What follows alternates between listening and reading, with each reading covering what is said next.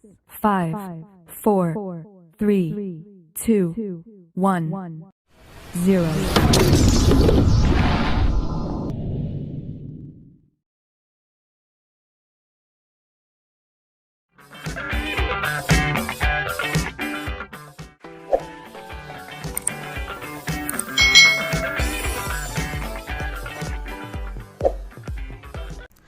Hai,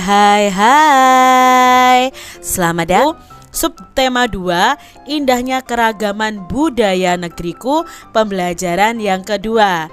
Mari adik-adik kita belajar dengan penuh semangat ya. Salah satu keragaman budaya di Indonesia adalah tarian. Apa tarian khas dari suku bangsamu?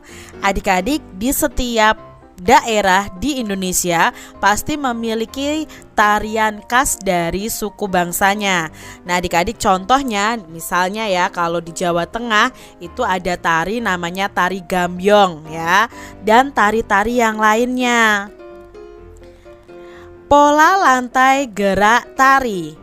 Saat penari memeragakan suatu tarian, penari kadang bergerak ke kiri, ke kanan, maju, mundur, atau bergerak membentuk lingkaran. Jika digambarkan, seolah-olah ada satu garis imajiner yang dilalui penari selama menyajikan satu tarian. Garis imajiner ini juga dapat kita gambarkan dengan melihat formasi para penari dalam memperagakan tarian. Para penari dapat membentuk formasi garis lurus, lengkung, segitiga, atau lingkaran. Bentuk formasi garis ini dapat berubah-ubah selama penari menampilkan sebuah tarian. Garis imajiner yang dilalui oleh penari saat melakukan gerakan tari itu disebut dengan pola lantai. Jadi adik-adik perlu kalian ketahui, saat penari itu melakukan pementasan, mereka itu tidak hanya menari di tempat, tetapi mereka akan bergerak entah maju, mundur, ke kanan atau ke kiri, atau melingkar ya. Nah, seakan-akan itu ada garis di panggung. Garis imajiner itu garis yang tidak nyata. Nah, disitulah para penari akan bergerak ya, supaya gerakan tarinya itu tidak terlihat monoton atau membosankan. Nah, garis imajiner yang dilalui oleh penari ini disebut dengan pola lantai. Pola lantai tadi ada garis lurus, ada yang lengkung, ada yang segitiga, ada yang membentuk lingkaran, dan lain sebagainya. Nah, pola lantai juga merupakan garis imajiner yang dibuat oleh formasi penari kelompok. Secara umum, pola lantai berupa garis lurus atau garis lengkung. Bentuk pola garis lurus dapat dikembangkan menjadi berbagai pola lantai, misalnya horizontal, diagonal, garis lurus ke depan, zigzag, segitiga, segi empat, dan segi lima. Bentuk pola garis lengkung dapat dikembangkan menjadi berbagai pola lantai juga, di antaranya lingkaran, angka 8, garis lengkung ke depan, dan garis lengkung ke belakang. Mari kita perhatikan gambar-gambar berikut ini tentang pola lantai pada formasi penari. Adik-adik perhatikan bentuk pola lantai dari gerak yang dilalui penari. Yang A ini, penari bergerak melalui garis lurus ke depan. Jadi dari belakang ke depan itu penari melakukan garis lurus ke depan. Lalu kalau penari dari tengah ke samping kanan atau ke samping kiri ya, serong ini ya, ini namanya garis diagonal, pola lantai diagonal. Jika penarinya itu lurus ke samping adik-adik, itu berarti pola lantainya adalah garis horizontal. Kalau kembali lagi seperti ini seperti ini adik-adik ya. Yang gambar D ini juga seperti B, ini adalah garis diagonal. Nah ini juga sama seperti A. Ya, penari bergerak melalui garis lurus ke depan. Kalau yang ini adalah penari bergerak melalui garis lingkaran. Jadi ini pola lantai lingkaran adik-adik.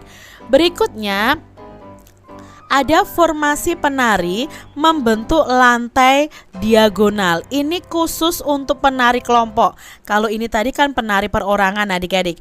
Ini penari kelompok ya, formasi penari kelompok. Kalau bentuknya penari seperti ini, diumpamakan yang lingkaran ini adalah penari, itu berarti mereka posisinya adalah pola lantai diagonal. Kalau posisinya seperti ini, depan 1, tengah 2 ya, tapi agak melebar, belakang 2, ini berarti pola lantai segi 5.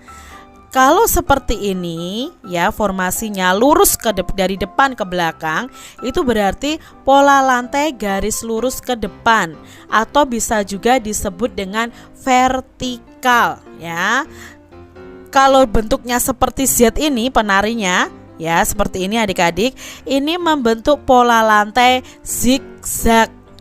Kalau penarinya ini ya, ada 5 orang, itu bergerak melingkar seperti ini, berarti pola lantainya adalah pola lantai lingkaran. Kalau seperti ini, yang F ini sama dengan A, ini diagonal. Itu tadi macam-macam pola lantai. Nah, tari legong ini pola lantainya adalah pola lantai garis lingkaran adik-adik. Tari saman itu lebih kepada garis lurus ke samping atau horizontal, pola garis horizontal. Di sini kita bisa menggambarkan pola lantai dari kedua tarian di atas tadi. Kalau tari legong itu bentuknya melingkar karena ada 2 penari yang melingkar begini adik-adik. Gerakannya akan melingkar. Lalu tari saman ini, karena tari saman ini ditarikan dengan duduk adik-adik, mereka itu tidak berubah posisi. Nah, tari saman ini pola lantainya itu adalah garis horizontal ya, seperti ini. Jadi ada 5 penari. Ini adalah pola lantainya. Adik-adik, kalian telah membaca teks listrik statis dan dinamis pada pembelajaran sebelumnya. Pengetahuan apa yang kalian dapat dari teks tersebut dan contoh lain apa saja tentang gejala listrik statis? Yuk kita ingat-ingat kembali tentang listrik statis dan listrik dinamis. Ya, muatan listrik yang terkandung pada penggaris plastik setelah digosokkan pada rambut tidak mengalir, sehingga disebut dengan listrik diam atau listrik statis ya. Gaya listrik statis ini bersifatnya sementara. Selama potongan kertas ini menempel pada penggaris plastik, terjadi perpindahan muatan listrik. Nah, setelah muatan listrik pada potongan kertas dan penggaris itu sama, kedua benda ini akan saling menolak dan melepaskan diri. Akibatnya potongan-potongan kertas akan terlepas dari penggaris plastiknya. Jika ada listrik statis, ada pula listrik dinamis. Nah, pada listrik dinamis itu terjadi aliran muatan listrik. Listrik dinamis itu dapat diamati dari kegiatan mematikan dan menyalakan lampu dengan menekan saklar. Nah, saat saklar ditekan dan lampu menyala, artinya pada saat itu terjadi aliran listrik. Sebaliknya, saat saklar ditekan dan lampunya mati, artinya tidak terjadi aliran listrik. Jadi adik-adik, apa itu listrik statis dan listrik dinamis? Listrik statis itu adalah listrik yang tidak mengalir atau tetap atau diam dan perpindahan arusnya sangat terbatas. Sedangkan listrik dinamis adalah listrik yang selalu bergerak atau mengalir.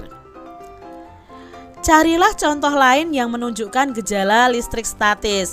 Kak Cita di sini akan sebutkan contoh-contoh listrik statis adalah terbentuknya petir saat hujan, adanya gosokan kain sutra dengan kaca yang bisa menarik potongan kertas juga adik-adik, lalu gosokan batang plastik dengan kain wol, itu juga akan terjadi listrik statis. Tangan didekatkan dengan layar televisi, itu juga akan terjadi listrik statis. Saat menyisir rambut, kadang rambut kita akan terbawa berdiri dengan sendirinya seiring dengan gerakan sisir, ini juga listrik statis. Lalu debu yang tertempel pada layar TV, itu juga karena adanya listrik statis. Nah, ini tadi ya contoh-contoh listrik statis yang lainnya. Adik-adik perhatikan gambar beberapa alat elektronik berikut. Yang pertama ada lampu senter yang menyala, lalu ada kipas angin, ada setrika, ada lemari pendingin. Semuanya ini adalah barang-barang elektronik. Kalau baterai ya, lampu senter ini sumber energinya itu dari baterai ya. Bisa juga dicas ya, atau pakai baterai yang besar adik-adik. Kalau kipas angin dan setrika dan lemari pendingin, sumber energinya adalah dari energi listrik. Adik-adik, dari gambar tadi, apa yang menyebabkan lampu senter itu dapat menyala adik-adik? Ya, lampu senter dapat menyala itu karena berasal dari energi listrik yang dari baterainya adik-adik. Sehingga energi listrik dari baterai ini akan mengalir melewati bohlam di senter tersebut. Sehingga bohlam atau lampu pada senter itu akan menyala. Apa yang menyebabkan kipas angin dapat berputar? Kipas angin itu dapat berputar karena ada motor kipas angin di dalamnya. Motor itu mesin kipas angin ya adik-adik ya. Nah, energi listrik yang mengalir akan menggerakkan motor di dalam kipas angin sehingga menjadikan bilah-bilah kipas angin itu bisa berputar. Itu yang menyebabkan kipas angin bisa berputar. Apa yang menyebabkan setrika menjadi panas? Ya tentunya ada energi listrik ya. Nah, energi listrik ini mengalir melewati elemen pemanas di dalam setrika dan akan membuat elemen itu semakin panas sehingga setrika itu rasanya akan panas adik-adik, dan kalian jangan memegangnya. Apa yang menyebabkan air dapat membeku di dalam lemari pendingin atau di dalam kulkas adik-adik? Yang menyebabkan air dapat membeku itu karena ada energi listrik yang mengalir melewati mesin pada lemari pendingin yang akan membuat bahan di dalam kulkas itu menjadi dingin, bahkan air akan bisa membeku. Nah, biasanya di dalam kulkas itu ada mesin dan ada freon. Nah, freon itulah yang menyebabkan lemari es itu menjadi dingin adik-adik. Itu tadi ya tentang barang-barang elektronik yang ada di sekitar kita. Jadi peralatan elektronik dapat bekerja karena ada aliran arus listrik. Arus listrik itu mengalir dari kutub positif menuju ke kutub negatif. Energi listrik dapat diubah menjadi energi lain. Saat arus listrik mengalir melewati bohlam, bohlam akan menyala. Maka energi listriknya itu diubah menjadi energi cahaya pada senter tadi adik-adik. Berikutnya pada kipas angin.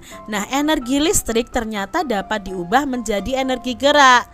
Saat arus listrik mengalir melewati motor di dalam kipas angin, motornya akan berputar dan menggerakkan bilah-bilah kipas angin tersebut. Saat arus listrik melewati elemen pemanas di dalam setrika, elemen akan menjadi panas. Nah, ini terjadi perubahan energi dari energi listrik menjadi energi panas adik-adik. Contohnya yang lain adalah pada rice cooker ya, lalu pada oven itu juga dari energi listrik menjadi energi panas. Pada lemari pendingin, arus listrik akan memutar motor pada mesin lemari pendingin dan membuat bahan pendinginnya jadi bekerja, freonnya jadi bekerja adik-adik. Dari sini kita sudah mengetahui bahwa energi listrik itu bisa berubah menjadi energi cahaya ya. Contohnya adalah lampu senter, lampu di sekitar kita. Lalu energi listrik itu bisa diubah menjadi energi gerak. Contohnya adalah kipas angin. Dan energi listrik itu bisa diubah menjadi energi panas. Contohnya setrika, solder, dan lain sebagainya. Saat ini alat elektronik itu menjadi kebutuhan manusia adik-adik, karena itu sangat mempermudah kehidupan kita. Di rumah dan di sekolahmu tentu kalian menggunakan berbagai macam alat elektronik. Tuliskan peralatan elektronik yang kamu ketahui beserta fungsinya. Nah, di sini Kak Citra menyebutkan 10 alat elektronik dan fungsinya. Misalnya lampu, ya jelas untuk penerangan. Televisi, ya untuk media informasi dan hiburan. kalau televisi ini adik-adik dari energi listrik diubah menjadi energi cahaya, energi panas, dan energi suara, ya, energi bunyi. Nah, itu kalau televisi. Radio misalnya, radio ini fungsinya untuk kita mendengarkan informasi dan hiburan. Nah, radio ini dari energi listrik diubah menjadi energi suara atau energi bunyi.